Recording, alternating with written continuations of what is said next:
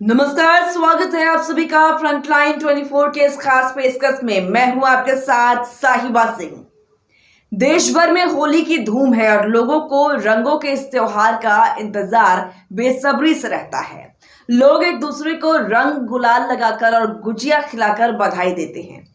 इस साल होली 25 मार्च को मनाया जा रहा है। रंगों और सामाजिक समरसता का त्योहार होली फागुन मास की पूर्णिमा तिथि को बड़े धूमधाम से मनाया जाता है। इस दिन सारे बैर भाव भूलकर एक दूसरे को गले लगाया जाता है।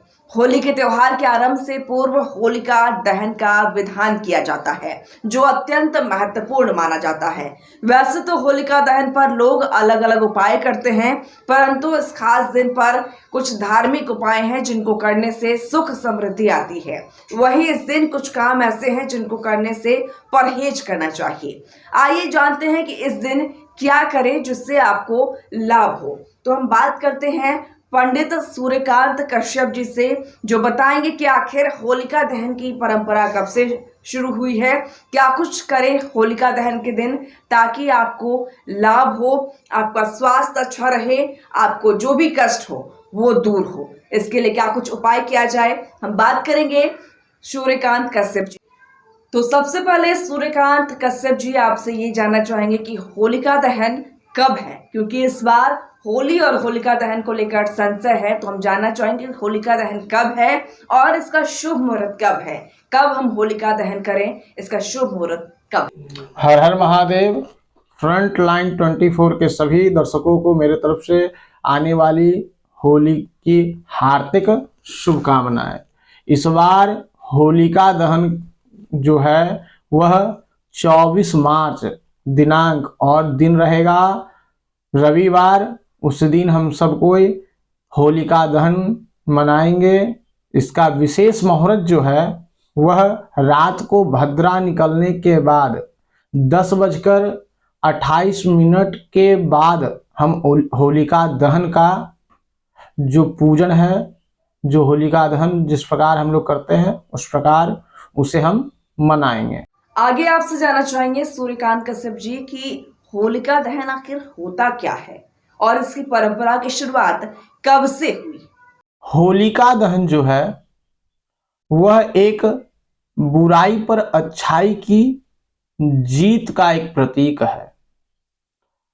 जो होलिका थी उसे बड़ा ही अहंकार था कि हमें कोई अग्नि में जला नहीं सकता है, और वह अपने ही भतीजे अर्थात प्रहलाद को लेकर अग्नि में बैठी थी। और उस समय भगवान स्वयं अग्नि स्वरूप भगवान विष्णु उनको जलाकर भस्म कर देते हैं। तो उसी दिन से यह परंपरा हो गई कि जो होलिका थी, जिसे अपने ऊपर अहंकार था, उस बुराई का नाश हुआ और प्रहलाद जो एक अच्छे हरि भक्त थे वह जीत गए। तब से यह परंपरा है कि हम उस दिन से हम होलिका दहन मनाते हैं। कश्यप जी, आगे आपसे ये जानना चाहेंगे कि क्या होलिका दहन दिन में भी किया जाता है या रात में ही करने की परंपरा है? होलिका दहन का विशेष महत्व है और पौराणिक कथा से यह स्पष्ट होता है, हमारे शास्त्रों से यह स्पष्ट होता है कि जब होलिका अपने भतीजे को लेकर दहन के लिए चिता पर बैठी थी तो वह प्रदोष काल का समय था और चतुर्थी की तिथि थी। तो इसी कारण होलिका दहन कभी भी दिन में नहीं होकर प्रदोष काल अर्थात संध्या के समय भद्रा निकलने के बाद हम होलिका दहन का जो भी पर्व है, जो हम होलिका दहन मनाते हैं वह मनाते हैं। आगे जानना चाहेंगे पंडित जी आपसे कि होलिका दहन के दिन क्या कुछ करना चाहिए। अब रही बात कि होलिका दिन के दिन क्या कुछ करें, तो होलिका दिन के दिन बहुत से लोग के घर में पुआ पकौड़ी बनती है, बहुत से लोग मिष्ठान बनाते हैं।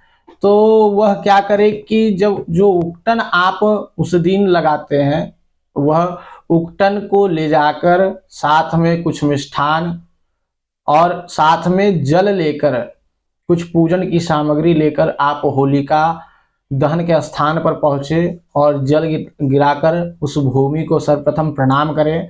उसके बाद आप जो अपने साथ उकटन लाए हैं वह होलिका दहन की जो व्यवस्था जहाँ पर होती है वहाँ पर उसको डाल दें। कुछ मिष्ठान जो लाए हैं वह डाल दें और उस स्थान पर खड़े होकर ओम होलिकाय नमः ऐसा कहकर जो भी आप लाए हैं वह सब वहीं पर छोड़ दें और प्रणाम करके कामना करें कि हमारे शरीर की सभी नकारात्मकता को दूर करें और जो भी शुभ फल इस होलिका दहन में देवता सबको देते हैं वह मुझे भी प्राप्त हो। अपने सुख की कामना करें, अपनी समृद्धि की कामना करें, अपने ऐश्वर्य की कामना करें। तो बहुत बहुत शुक्रिया सूर्यकांत कश्यप जी, जिन्होंने हमें बताया कि होलिका दहन की परंपरा की शुरुआत कब से हुई, कैसे करें होलिका दहन ताकि आपको लाभ मिले, क्या कुछ शुभ फल दे सकता है अगर आप होलिका दहन के दिन अगर अग्नि में जो सामग्री पंडित जी ने बताया वो डालें तो किस तरीके से लाभ मिलेगा। ये तमाम बातें हमें सूर्यकांत कश्यप जी ने बताया।